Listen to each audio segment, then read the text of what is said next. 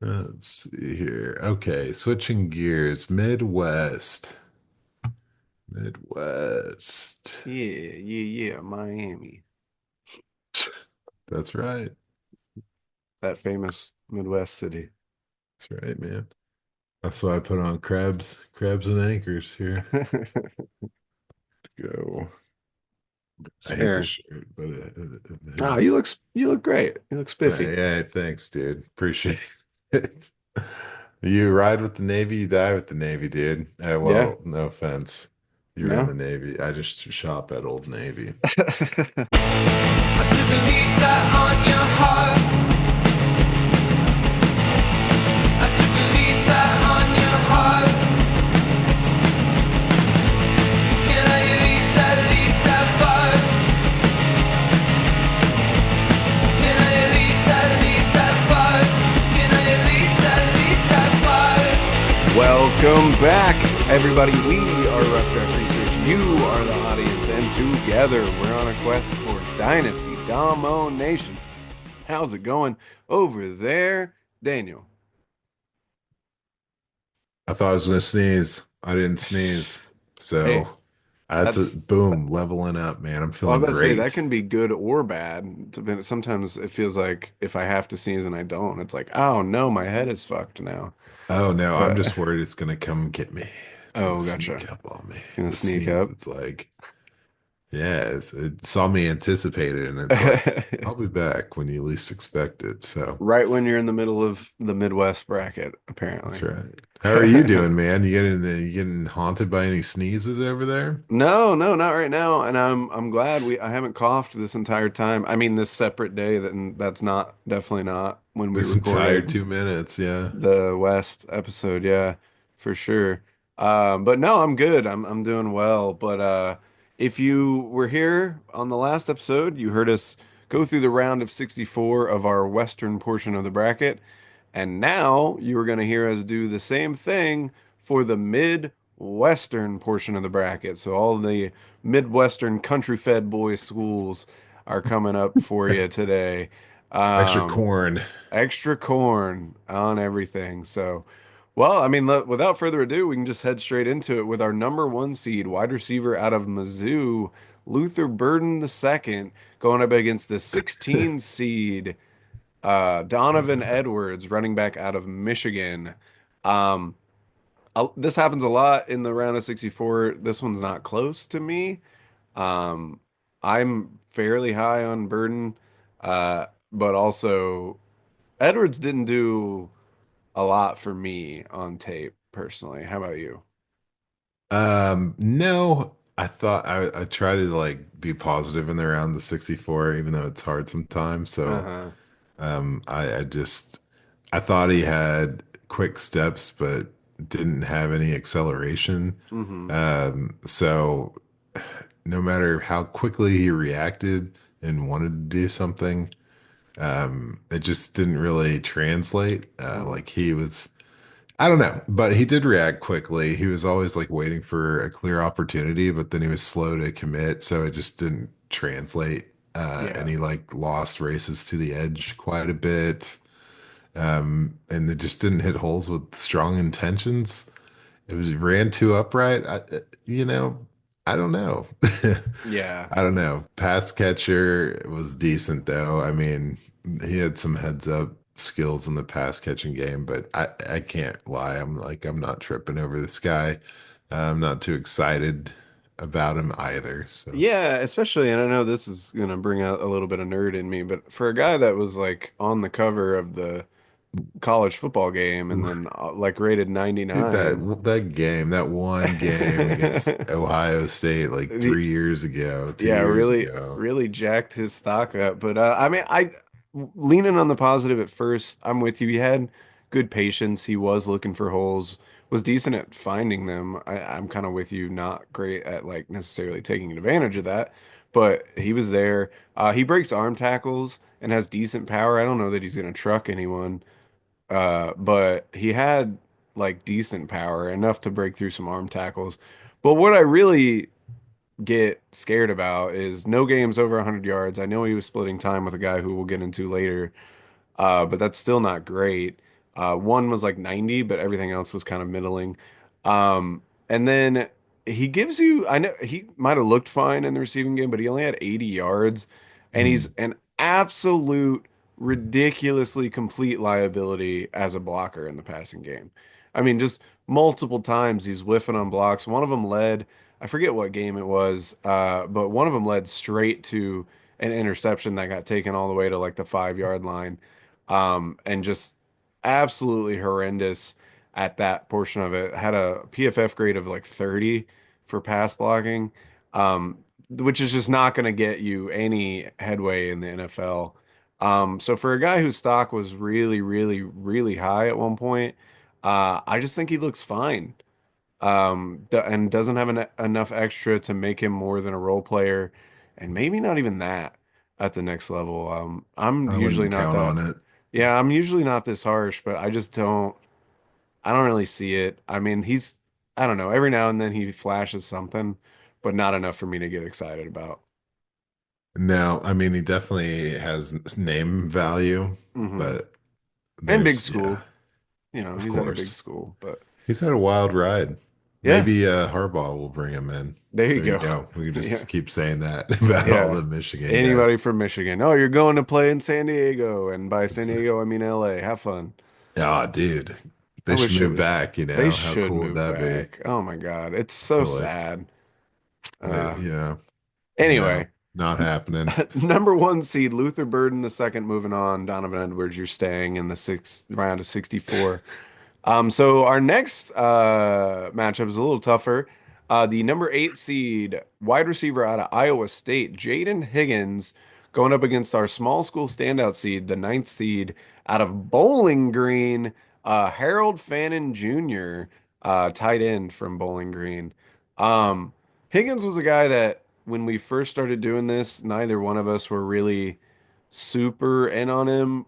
But the combine made me rethink that pretty heavily. I mean, he came out and just showed off his athleticism. 4.47 on the 40, 87th percentile burst score, and a 9.92 on the relative athletic score for a guy that's 6'4", 214 pounds. I mean, just all that alone with the production that he had last year, 1,100 yards, 9 touchdowns, that's gonna get him some looks by some interesting offenses. So that I went that way, even though I'm a pretty big fan of Fanning, but I just think wide receiver is a more premium position sometimes, unless you have like an absolute elite superstar tight end. And I think Fannin just kind of ran into a tough matchup, has some excellent traits, but needs to land on the right team, needs to be developed into an ultimate receiving weapon, which, might happen. But just in terms of this tournament, unfortunately, I went with Higgins. Yeah, I had to go with Higgins too. Like you're saying, we kind of dogged on him. I know exactly what I didn't like the first time I watched him. You know, he didn't do anything after he caught the ball, you Mm, know, yeah. and it kind of put a sour taste in my mouth. But then if you ignore that and just look at the things he did well, it's everything else, you know. So Yeah. we'll get into him when the time comes, but it was a very hard one. I think Fanning is getting dogged on hard in this class. Mhm. Like they're putting him fifth and stuff, you know. I mean, we haven't gone through Mason and LSU yet, but like I'd like to talk about this tight end class at some point because Yeah. Fanning needs some love, man. I thought he was solid in so many ways. I mean, the way he did everything well, right? He was athletic on the field. He ran routes great. He moved in space really well. His hands were extremely strong. Hmm. Um, I think that people say Bowling Green, they say, hey, competition, like, but you can't talk to me about the competition level with this guy after he put up 137 yards against Texas A&M when they were 25th ranked, and then he put up against Penn State the same level. He can do it all. The fact that he led college football in yards receiving last year, I mean, what else do you want from the guy? After the catch, it was 7.5 yards per reception. Mm. That's insane. Yeah. Over 800 yards after the catch. So say what you will. This guy was unstoppable. And I think that he does offer more like a Isaiah Likely type Hmm. player, Yeah. where he's just like an electric playmaker, because he's only 241, so it's a little small in the tight end game. But another guy, there's a lot more of these guys in this bracket than there were in the mid in the traditional West. But he's 21 years old, so Mm. he's Yeah. got a lot of potential. We've kind of been through that COVID year extra eligibility stuff, and we're getting back to like the core younger players, Hmm. and he represents that.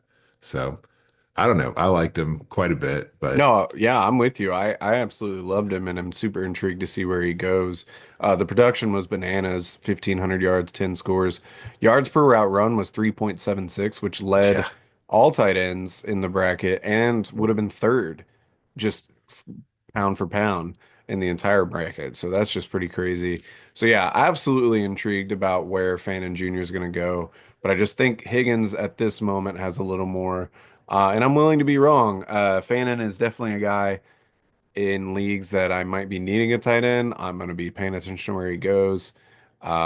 But for now, he's going to stay in the round of 64, and Jayden Higgins is moving on, setting up a matchup between the number one and the number eight seeded wide receivers of the Midwest Ooh, next time. So that should be fun. is it? Uh, but before that, we're going to get into our fifth seed running back out of Ohio State, Quinshon Judkins, going up against the 12th seed, Kalel Mullings, out of Michigan, also a running back. I Hmm. think it's Judkins here. I don't know that that's a particularly hard take. Mullins was definitely the better of the two Michigan backs to me. Took the main job over. Was still kind of splitting time, but his speed looks good, especially for a taller guy at 6'2", listed at 6'2". He's big and hard to take down and has good vision. But kind of like Edwards, like he has decent power, but I don't know that he's going to be trucking NFL level competition at any point. Yeah, I thought he offered a completely different skill set than Edwards, and kind of there aren't a ton of guys that are exclusively like power up the middle runners, but I Hmm. thought he really did that well. I thought he plots well as he approaches congestion and then just drops the hammer as a bruiser. And once he commits downhill, it's just like, go. And I don't know. I thought that it was pretty impressive the way he approached the game. I liked him, but I don't think there's any real competition level against Judkins. I mean, that guy, he's pretty sweet. I like him. I'm starting to get a little weird with it, Oh, but okay. anyway, the thing about Mullins is he has that initial burst, but then there's not a continuation of it. So it's Mm, like he's a short yardage back to me, and I do think he has the potential to carry that role into the next level. 6'2" is pretty tall, but at 226, that's good weight. hmm. Um, I'd say that I'd say that he's got an opportunity to get in there and have some rotation. He could easily be a goal line back with his skill set. Hmm. Yeah, I think so too. He doesn't give you anything in the receiving game No. either. He had 6 catches for 35 yards, which isn't great. But yeah, I think he does have a role to play in the NFL, and sometimes those goal line guys can really do something for you in fantasy if you play them on the right week. But definitely not enough to get over Judkins, who had a hell of a combine and showed out all season. So we've got Judkins moving on to the next round with Mullins. Both Michigan running backs are staying in the round of 64. Next up, we got our fourth seeded Kaleb Johnson, running back out of Iowa, going up against the 13 seed, the Fighting Illini wide receiver Pat Bryant. Mhm. Another one that's not particularly close to me. Yeah, I mean, it's too bad. Fighting Illini, what are you going to do? We're not seeing a lot of Illinois guys coming in here and staking their claim. So what? Chase Brown was as close as it got. So, um, Yeah, Johnson by a mile. Yeah. Uh, But But I know yeah, you're a guy that at least at one point was pretty into Pat Bryant. So why don't you kind of take the lead on that? okay. Yes. I do like Pat Bryant a lot, actually. He's coming off a great year, man, just shy of 1,000 yards with 10 touchdowns. And really, the 18.2 yards per reception kind of let you know that he was a serious guy. I think he showcases his size very well, using his big wingspan to reach out and snag the ball. He leans into his size to withstand contact pretty well. And I'm not just going to say size a million times. I'll tell you he's 6'2", 204, which I know it doesn't sound big, but he plays big. He plays larger than that. Um, and I think the two things I like the most about him is how well he catches the ball on the move without losing momentum when he gets good ball placement. And then also is like he's got this freestyle run after the catch Hmm. where he accelerates quickly and has a good ability to feel for space as he moves upfield. And it just kind of gives him the opportunity to tack on some extra yardage after the catch. And that acceleration and his active path searching, he uses that in his routes as well. And that's really what I like. Is like a fun, fun player to watch. Personally, I was a pretty big fan. Is 6.9 yards after the catch per reception. That's pretty awesome. But really, that 18.2 yards per reception, that's just out of this world. So. I don't know if you were disappointed by some of the athletic measurables at the combine or if you saw something that was discouraging, but I'm still pretty hyped about him personally. Yeah, I'm definitely not as hyped about you. I think he has potential to be a role player in the NFL for sure, like a second or a third in an offense. But to me, that's a pretty well-defined ceiling out of this guy. Maybe I'm wrong. He's a strong player, physically aggressive, and does a lot of things right. But I didn't see. I'm not as high on him as you are. I don't think. Okay. More of just an interesting player, and if he goes somewhere, I'll be intrigued if there's like a clear path to the number two spot for him. Because I Yeah. mean, yeah, he did have production, 10 touchdowns, 984 yards. So there's something spicy there. But I don't know. Yeah, the measurables weren't amazing. I mean, they weren't terrible though. 4.6 for a guy his size isn't bad. It's not great, but it's not bad. And then a 73rd percentile burst score with a 6.93 RAS. That's not terrible at all. So there's potential, and if he lands on the right team where I can kind of see what the plan is for him, I'll be more intrigued. But as of now, I think it's fairly easy for him to lose here, and in my opinion, I don't know where else he would have gone. So we got Sure. fourth seed Kaleb Johnson moving on, and Pat Bryant, unfortunately, staying in the It's out round of of here. 64. Next up, we got a pretty tough matchup, in my opinion. The sixth seed, running back out of Ohio State, TreVeyon Henderson, going up against the 11 seed, running back out of KU, Devin Neal. Um, it's tough mostly because I feel like Neal ran into a buzzsaw in round one. And that just kind of sucks because I really like Neal as a player. Um, I don't know. I don't think it was the runaway that maybe I expected it to be, but I do think Henderson wins. Yeah. Yeah, it kills me, right? Yeah. Because I mean, Devin Neal was awesome, but as I got into the TreVeyon Henderson film, it just shut the door on Neal pretty hard. Yeah. But as the more I watch Neal, and I'm not, sometimes you lose in the first round and we move on. But for Neal, he's the guy that will, Oh, he'll live be on sticking in around. our rookie Yeah. prospecting process because I mean, insane, really. Production wise, these guys each had 4 years at their respective school, but Neil kind of blew him away in most of the categories. He had 4,300 yards over 4 years with KU and 49 touchdowns, which all those beat out Henderson, who was obviously sharing the backfield a little more than Neal. But I thought Neal was like a very heads up runner. He's got good shimmies and Oh yeah. cuts.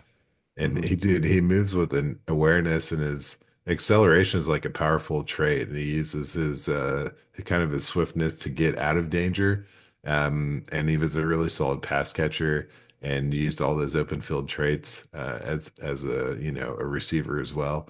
Um, and honestly, it was just kind of like he looked so badass, and I was just bummed that I wasn't going to be able to build like a deeper profile as Hmm. we will as we get into the rounds of 32, 16, and so on and so forth. So, um, damn, you hate to see it, man. Yeah. Yeah, I'm 100% with you. I really wish, I mean, I say this as the guy that made the You could have seating, cooked so the it's books, man. Could have so cooked the books. I could have cooked the books, but um yeah, I mean, I really liked Neil. Last episode I talked about how there were running backs who would be like quote sleepers or like the sixth or fifth or sixth guy in this class that could have been the RB1. Um in last year's class, and this is a guy kind of who I was referring to. Honestly, two guys in this tournament or in this Probably part of should the have been bracket Henderson. could have been. Yeah, and if Henderson had come out, it definitely would have been him. But yeah, two of these guys, both out of Kansas, ironically, just were really, really good. Devin Neal had a burst score of 83rd percentile, which is really good. Great quickness, super productive, like you were saying, 1,200 yards, 16 touchdowns. He lacks real power, but he has great contacts balance, which makes up for it. So like he's not trucking people, but if you're not wrapping him up, he's gonna bounce off of you almost every time. So that like kind of like if you're not gonna be supremely powerful that you can just run motherfuckers over, uh, at least be not going down when people hit you, which is definitely in Neal's repertoire.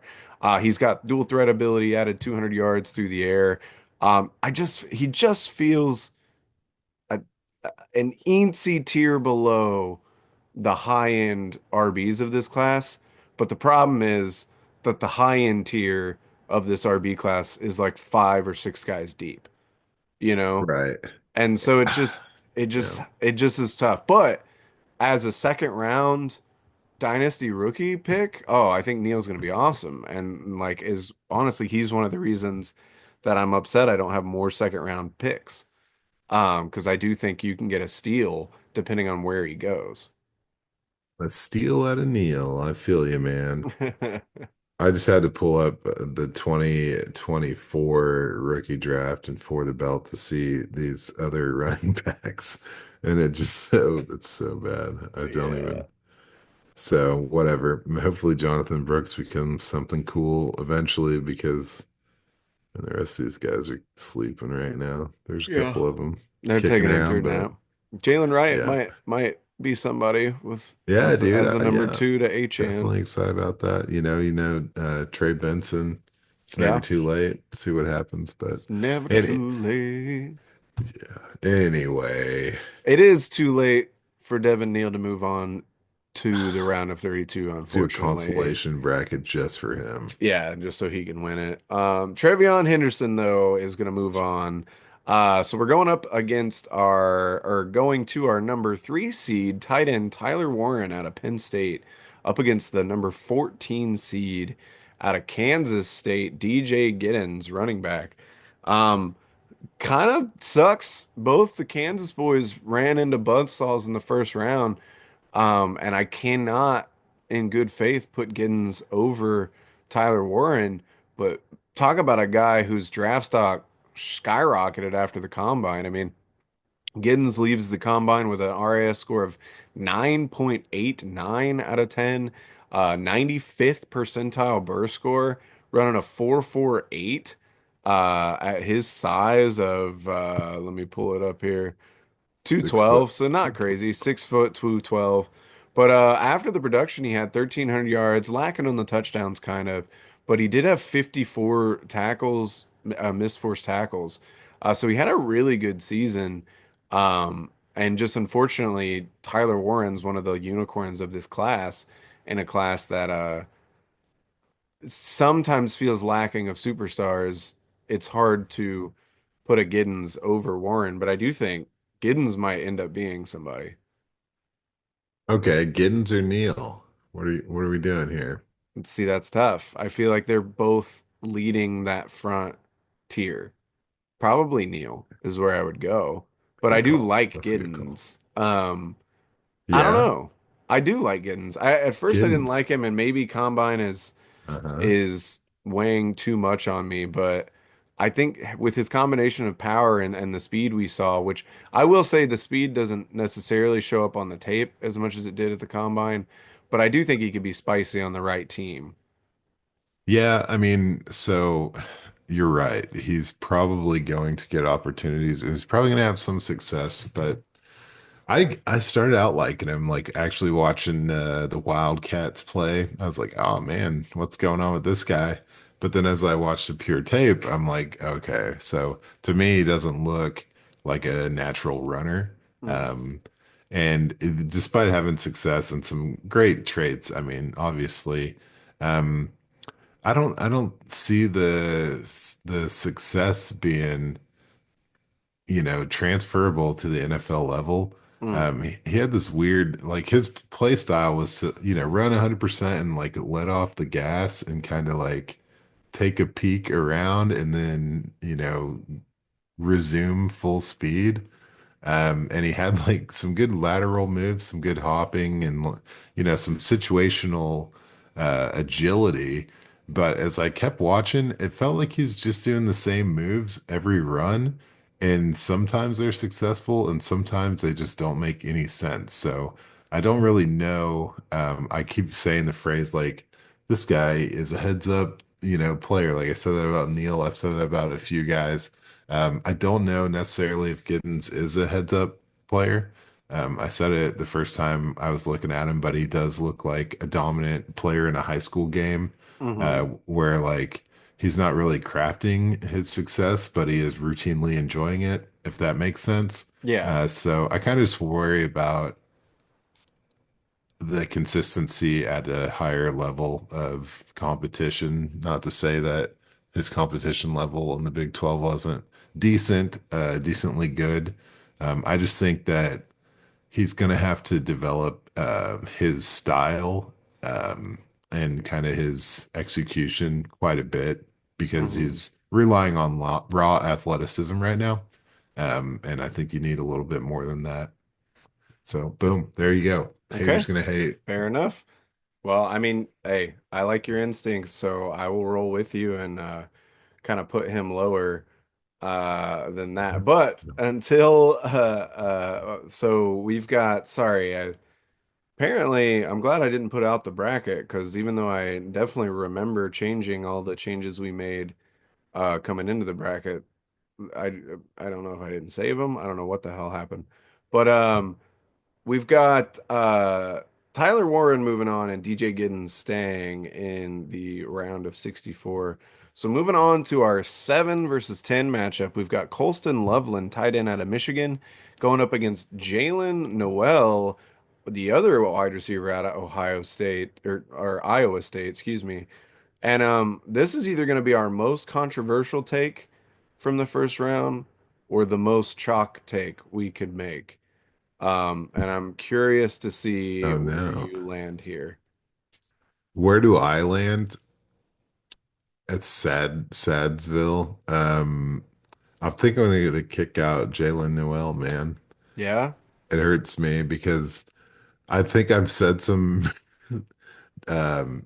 probably some less than mainstream takes on Colston Loveland, Hmm. and I kind of stand by him. After rewatching the film, I give him, he's gone up in my his reputation with me has grown, but I still like some other guys better than him. Maybe Fanning, whatever, doesn't matter.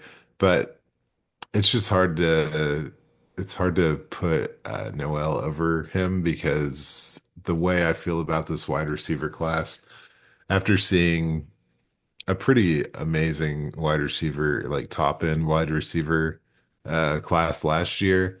This wide receiver class is just really congested for me, Mm. as far as like the standouts aren't that standout, and then the rest of them are very, it's hard to sift through them. They all have like different play styles, and they're not, I don't know, they're not blowing me away, but I still am intrigued by them. Whereas this tight end class is, I think, a little bit special, and it's timing its success with the needs of the NFL in a certain level. So I'm leaning towards tight ends. Obviously, it didn't work out in the West bracket, but I think it's going to work out here.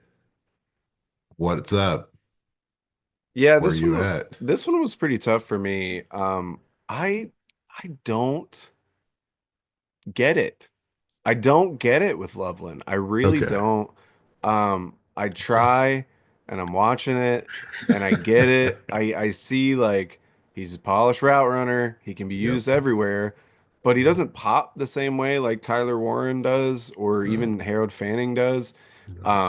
He's 8 for 20 on contested career catches, which is just not really what I want to see. Honestly, it reminds me, and I said it the first time we talked about him, it reminds me of exactly Dalton Kincaid, where it was like I'm being told over and over again that this guy is going to be an electric receiving threat at tight end, and I don't buy it.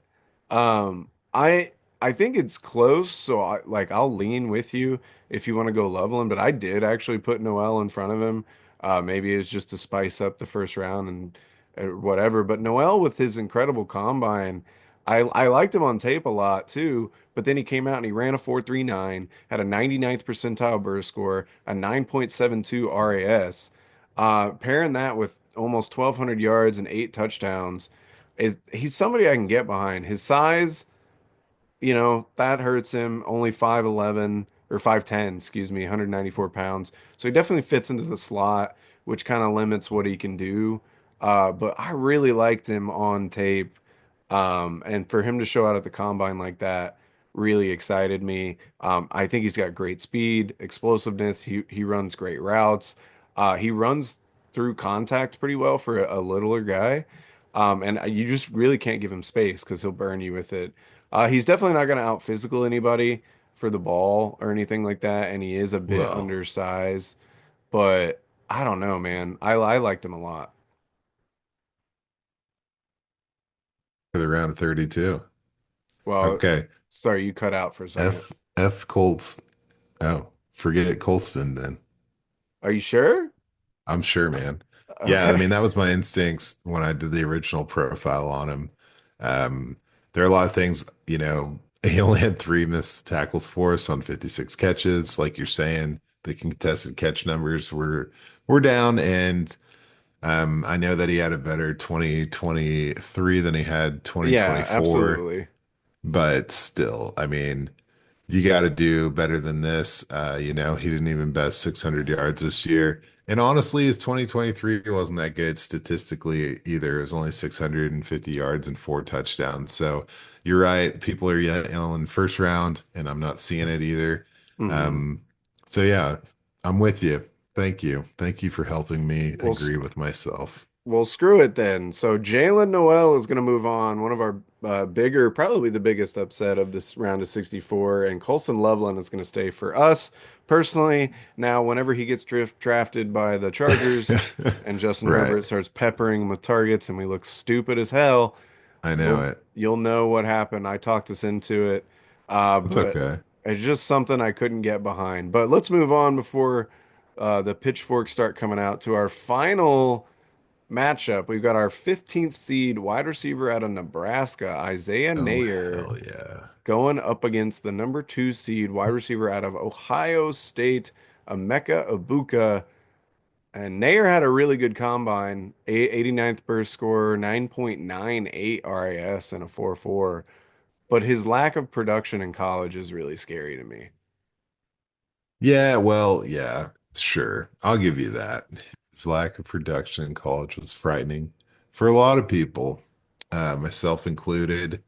Although, if you follow his career, right? Started out at Wyoming, was doing really well there for a couple of years as a freshman, and then he went and transferred to Texas, which made sense. You know, he was a good player, athletic, and had the production in the small school. Then he tore his ACL.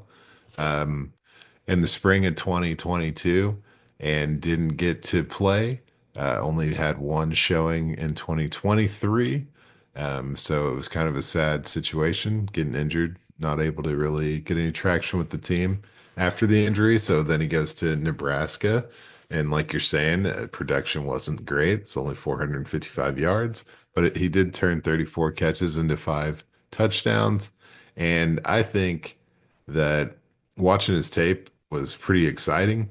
Um, you mentioned the combine. You're not wrong. 4.4. And then he had a huge broad jump with the 11 foot, 11 inches. And that RAS was nearly a 10.0. You coming out with the 6'4", 218, only 21 years old. So despite the 4 or 5 years in college, he's still a youngster. And on the tape, I mean, there's not a lot of like full game films for him because he's kind of an underrated player at this time, underproductive, and Nebraska's not really churning out NFL caliber wideouts at the moment. So, but the concentration on the boundary for him was impressive. I thought his long strides cover a lot of ground quickly. Obviously, when you're 6'4", running a 4.4, that's rare.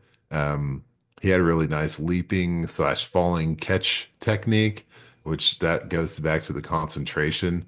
But the icing on the cake was just like he was fearless with the ball in his hands. He was using that size, he was using that power. And I think that he has a lot more potential than kind of the rough path he's gone down as far as like luck and injuries and opportunity.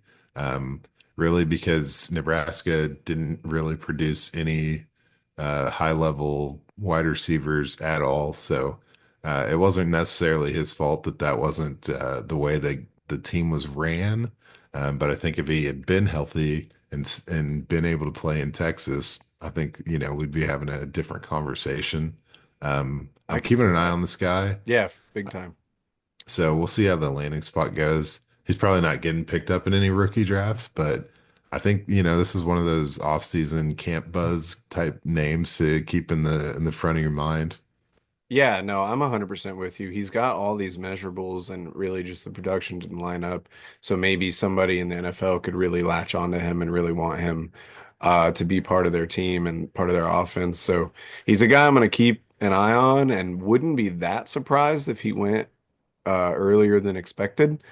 Um, and if he does, man, sky might be the limit for this kid. So we will see. But unfortunately for him, he's staying in the round of 64.